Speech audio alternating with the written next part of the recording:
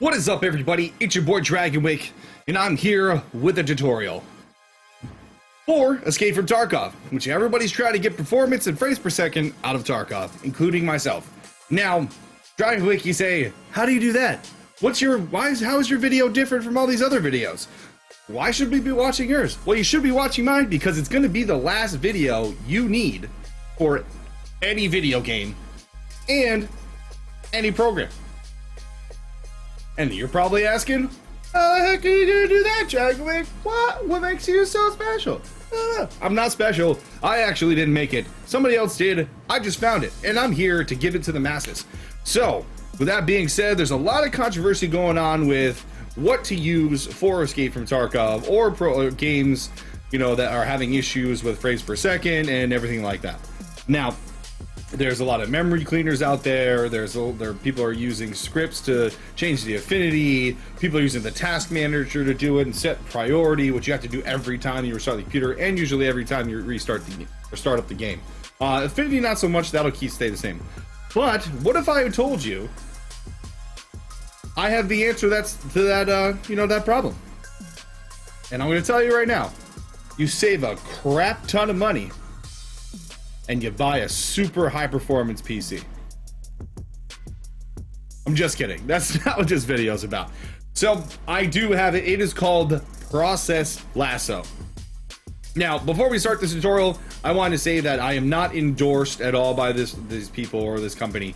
This is just a simply unbiased opinion of mine that I use, program that I use to help me with programs or games that are having issues. And this will give you about anywhere from 10 to 15%, sometimes 20% increase in performance, which means obviously smoother transitions through menus, loading a little bit quicker, frames per second increases. It'll just overall just help you with memory leaks and stuff like that. So without further ado, let's go ahead and start the tutorial.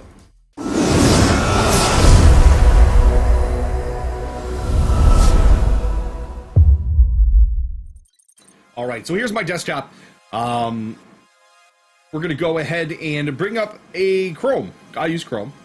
And we're gonna go to bitsum.com, okay? I also will have a link down in the description below if you guys don't want to, type it in yourself. You can just click it, it'll pop up, obviously, along with my Twitch, so you guys can come watch me game and see all the performance happening in real time. I also will have my Soundcloud link below because the music in the background is actually mine. I created it. So with that, enough plugs about me. Let's get back to the tutorial. So here it is, Process Lasso. It is a real-time CPU optimization and automation software. Obviously, you click the little download link here. It'll download the process, and then obviously wherever your downloads are, you go there. Mine are obviously in downloads, so we'll pop open that. And there it is right there. Process Lasso Setup 64. Obviously, you double click that exe. It's going to come up with a thing like, do you want to install this? You click yes. Mine's already installed, so we'll go ahead and not go do that. But pretty much what it does, it's going to come up with what drive to put it on. You can put it on your A, B, C, D, E, F, G, H, I, J, K, L, M, O, P. Whatever drive you have. Mine's just on the C drive. Oh, right there, on the OneDrive. So when that's done installing, it's going to obviously ask you to change a few things because this program is going to be changing some system processes. So say yes to all of those. You need it to let it know that it's okay to do this for the users and the system and stuff like that. So click yes to all those prompts that you get at the end of the installation. Now, as we go ahead and click this, here we go. Here we are. So this is the program, its user interface itself. We will make this a little bit bigger so you guys can see this. Obviously you want to avoid my head here. There we go. So this is it right here. Obviously this is a graph of your performance of your CPU, your memory, and actually the blue line is your RAM load, and then the CPU is how much is going up, obviously what's being utilized. Now, before we get into how to change the settings for the actual game itself, there's a few things you need to do prior to this, and this is just going to let your computer run better, in my opinion. Now, there is an options tab. You're going to click that. It's going to bring a drop down menu. there's also a couple ways else to do this. You can go down here and you can right click this and enable these down in your little taskbar here. Now, I would recommend doing this just right away. Just when this program's open, go down and click the little arrow, or if it's in your taskbar, right click it and turn on Pro Balance, turn on Smart Trim, and turn on Performance Mode. Okay? Now, with that being said, we're going to change the settings of those. You don't need to have the other one here. A lot of people are going to go, well, Mark, what's that idle saver one? We want to know about that. So idle saver, pretty much all it does is when the computer is in idle, it drops, it makes sure that every single task is at the lowest CPU usage, and every single task or program in the service in the background is at the lowest memory usage. Pretty much just dumbs everything down. That's all it does. I personally don't like that. I don't know, because that means when I go to come out of sleep mode, I feel like it would cause an issue. It probably wouldn't. I don't recommend use it. You can test around and play with the settings. I haven't messed around with it much. I just don't like anything that, you know, just says save. You know, I like to go full bore. Anyways, so with those being checked, we will now go to the options setting of this program. So here we are with Pro Balance setting. It's already been enabled, and there are some things that should already be checked, like do not act on the foreground process, do not act on process for non-normal priority, which we'll talk more about that when we go ahead and change it. And obviously, do not act on system services. You don't really want it to balance out the CPU and memory with system processes. That can cause crashes. So make sure those are checked. Now, the next one, performance mode settings. Now, this is all going to be checked for you. You don't really have to do anything. You don't really have to worry about idle saver because we don't have it enabled. You can uncheck that. It's going to be checked by default. Unless you have idle saver on, make sure that is checked, because you don't want idle saver running while a game is running, because it'll just dumb down everything, and that's not how you get your highest performance. Now, what this does is automatically is going to detect all third-party programs, you know, like Steam, you know, Battle.net, Epic Games Launcher, Origin, so on and so forth, and it'll automatically balance that for you, so you don't have to worry about that. It'll help out with those third-party overlay programs. Now, also, you can have this change power plan to Bitsum's highest performance. For me, it is ultimate performance, and that is because I unlocked it through PowerShell. I will be making another video of that as well, and when that video comes up, it'll be in the link in the description below. So if you don't see it now, the video's not done. If you do see it, the video's been done. And you can unlock it through PowerShell and get ultimate performance power plan, which is meant for like really high-end PCs and workstations. It gives my max performance. If you want, I have also, just a note, I have a Ryzen 2700X that is not overclocked. It actually, I allow XFR to work, and that works the best in my opinion. It boosts almost up to 5.2 at some points. So that's just my opinion. That's what I use. I don't overclock it. I also don't use DOCP, because DOCP will overclock your memory to its personal state, but you also will lose XFR and it won't boost it, because it locks the CPU at a certain rate, which obviously you can change, but then you're not boosting to those big high numbers when your system's at its optimal coolness. All right, but that'll also be another video down the road, which you will see in the description below. But now, I personally get more performance out of the ultimate power plan. A lot of people are using the Ryzen balanced plan, and that's totally fine. You don't have to change that. If you want to keep the Ryzen power plan, make sure that this is unchecked, because if you put performance mode on, it's going to switch it to high performance or whatever the highest one it sees in your system. So make sure that is unchecked. But if you want to, I don't mind it, it still works. Just make sure that slider is also moved all the way over to the performance side. Now here is the big one. A lot of people are using what is called memory cleaner. I think it's Kashi, something with a K. I forgot who makes it, but it is called memory cleaner. I will double click this and open it up for you. Right here. Here is the memory cleaner right here. It is Kashi John. So it's going to find and everything, check for updates. Well, this is what we've been using for a long time to fix memory leaks. Well, guys, you no longer need this. Goodbye. I'm going to exit out, exit. Because this program has Smart Trim, like I said before. So what this does obviously is when the building blocks of memory usage, we'll just say for in layman's terms, it keeps, with a memory leak, it keeps putting Legos on top of Legos on top of Legos until it reaches its top, which is the ceiling. And then once it reaches there, that's when your performance starts to degrade, because now it's trying to store information and process all of it at once, but it can't because it's already capped, and it needs to get rid of that stuff before, and then you obviously it suffers because things are running in the background that need that memory usage as well, and now everything, and then it just dumbs down everything from there. It's pretty much like a trickling effect. So what this does is when it gets to that certain point, it'll wipe it clean, and it'll go back to its normal usage and then build from there again. It's kind of like knocking down the wall and building it again. I would recommend 75%. We're gonna come down to never act until RAM load exceeds 75%. The reason why, the default for this is 65%. Now, the reason why I go to 75%, which is obviously the max for this program, is because there's a lot of games out there now that use a lot of it. And when it trims a process, obviously, that's what you're going to cause some of your stutters, which are very, very bad in Tarkov, especially during firefights. Now, if you give it 75%, it has enough time for it to go into that full mode, and then obviously it'll wipe it back, which it takes a long time to get to that 75% again. So therefore, if it takes a long time to get to the threshold before it trims, hence less stutters and better gameplay. Now, this is definitely the best one I've used out of all of the memory cleaners. I've used about 3 or 4 of them. I've mainly stuck with Kashi's memory cleaner because it did work the best, but this honestly works 100% the best.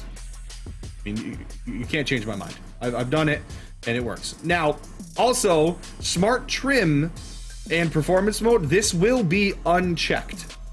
You want to make sure that you check this so that when it is in performance mode, it allows the trim process to happen. Because in performance mode, obviously you don't want anything trimming because it will cause the stutters like I was talking about. But you want this checked so that you allow it to trim for those memory leaks. And that's it. That's all you need. You don't really need to touch anything else. All right. Now we're going to get to the part which is how to set the affinity for certain games and processes, which we will use Escape from Tarkov as our guinea pig. Okay. Bear with me here, because once this game starts up, it is going to be using a lot of CPU power, but that's okay, because we'll minimize it and we'll be fine. Also, for Escape from Tarkov, I use Reshade 4.3 by Crossfire. Look up Google, type in Reshade. It definitely adds an element to the game. So far, the developers didn't say anything. It doesn't really affect you, like you can't get really banned for it. It's just a visual post-processing program that allows you to make the game look and visually appealing, and you can edit some color effects, and you can add your own effects as well if you want to make it look like a movie or something like that. It's very fun to play with to get things to look how they are. Not all games support it, but right now Escape from Tarkov is allowing you to use it, so I would recommend that. And I'm not getting paid for that either. I just like Reshade. All right, so we're gonna wait for, I personally would wait for the whole game to load till you're at the title screen. Unless you have a really, really high-end PC, you could just alt tab right when you open it. It's not that big of a deal. But for, lower PCs, you only have 4 cores, or, and they don't have a lot of memory, you don't really want to be alt tabbing back and forth because it's going to be using that, and then you could obviously freeze the game. All right, so now we're here at the title screen. The game is loaded. We're going to alt tab, or however you get out of the video game. And you're going to go ahead and sort by process name. Here, we'll scroll to the top. Sort by process name, so it's obviously A through Z. And we're going to find Escape from Tarkov, which is right here. Escape from Tarkov. We're going to right-click Escape from Tarkov, and there are a drop-down menu. Now, there are a lot of things in here. You can get a little bit wary about what's going on here. There are some processes you can mess around with, like you can induce performance mode just on this program particularly. So if you don't want performance mode running all the time, you can just have it for your games.